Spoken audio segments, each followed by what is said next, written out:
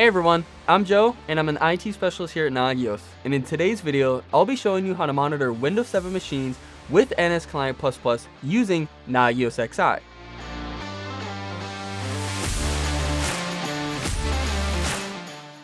Monitoring Windows 7 machines with NSClient++ using Nagios XI is essential for ensuring reliability, performance, and security. As an older operating system with limited support, Windows 7 machines are much more vulnerable to issues such as resource exhaustion and failed services. Proactive monitoring helps detect problems early, minimizing downtime, and maintaining system stability. Come on, let's dive right into today's video. The first step we want to do is install NSClient++ on our target machine, aka our Windows 7 machine. In order to install NSClient++, you can visit www.nsclient.com. For Windows 7, the latest version we can download is 0.5.2.35 due to further updates not being supported for Windows 7. After it's downloaded, we can run the installer. The first step we want to do is click Next. We want to make sure we are on Generic and not OP5. Click Next, and then choose Typical. For allowed hosts, we want to input the IP address of the Nagios XI that we are monitoring with. Down beneath, we have a password. Adding a password is very secure for only authorized systems and users to access the monitoring data that you are collecting from NSClient++. Remember this password if you want to input one, as you will need to add it into Nagios XI.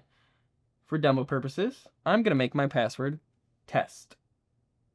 We can leave the rest of these modules to load settings, and then we can click Next. We can click Install,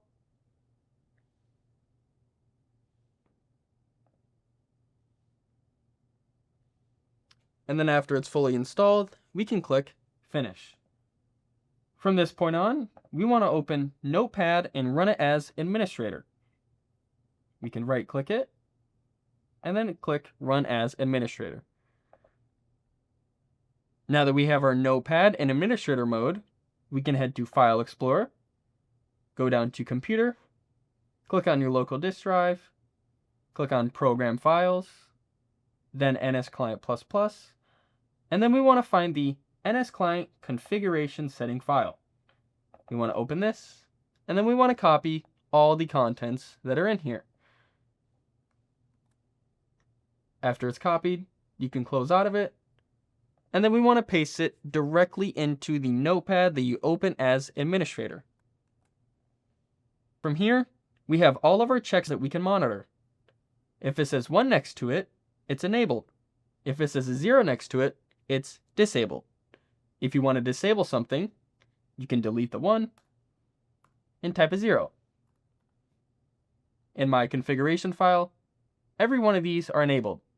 I want every single one of these to be enabled as well.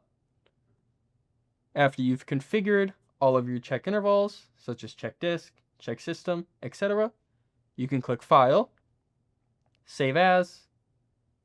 We can go back to the same file path, so Computer, Local Disk, Program Files, NSClient++, and then as you can tell, not all the files are in here. In order to see them, we want to change the Save As type to All Files.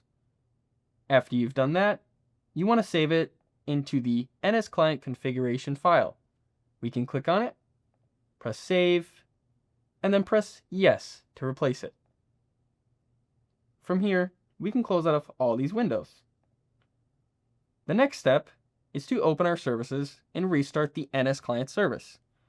We can go bottom left, search up Services. I'm going to make this a little bit bigger. And we want to find the NSClient++ service. We can click on it, and then click Restart the service. We can close out of this window, and then head over to Nagios XI. The first steps we want to take is on the left-hand side. Hover over the gear icon, click on Configuration Wizards, and then in the search bar, type in NSClient, and we want to click on the NSClient++ Legacy Wizard. From here, we want to type in the IP address of the Windows 7 machine that we are monitoring. We then can click Next. The first step is our host name. We can change the host name to whatever is desired. This is what it will pop up in XI as. For example, I'm going to change mine to Test Win 7. Beneath this is where we want to enter the password that we typed in or using the default one on the NSClient++ installer. If I remember correctly, mine was just test. Below our agent password, we have our server metrics, such as ping, CPU, memory usage, uptime, and disk. We can either uncheck these services if we don't want to monitor them, or keep them checked, like so.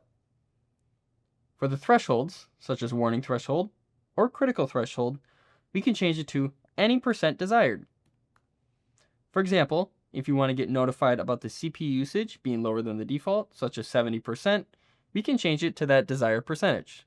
When it reaches that percentage of 70%, Nagios XI will send you a notification whether it's at a warning threshold or if it's at 90%, a critical threshold. Down below our server metrics, we have services. These are services that Windows is currently running. You're more than welcome to add any service below. Make sure you add the Windows service name instead of the display name in the left box, and then the display name in the right. The display name is what it will display in Nagios XI. This is customizable as where the Windows service name is not.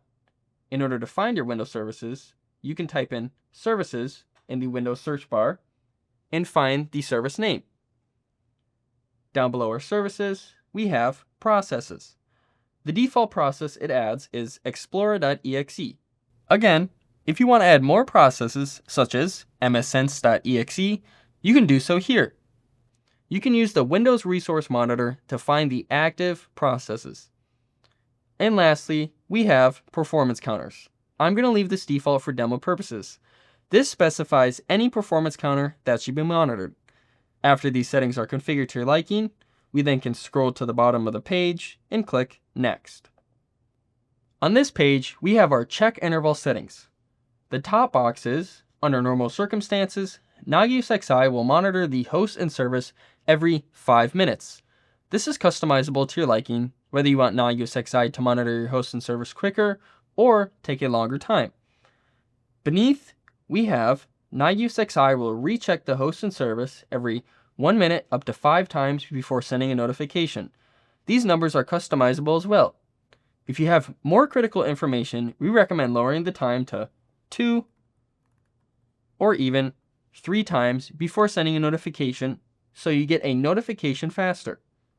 When this page is configured, we can click Next.